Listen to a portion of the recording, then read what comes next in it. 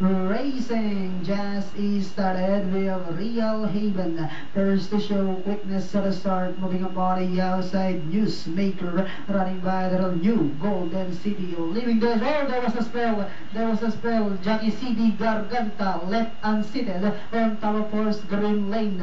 And going along for the first turn, we have Real Haven. The early leader by about 3/4 of a length. Moving upon the outside. Now is leaving the lights. A length and a half. Back in third comes Newsmaker. Then in fourth is Vergara. New Golden City comes next.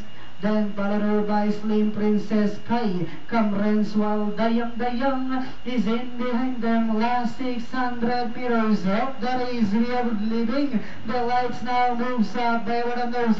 Real Haven in second. Then here comes Vergara.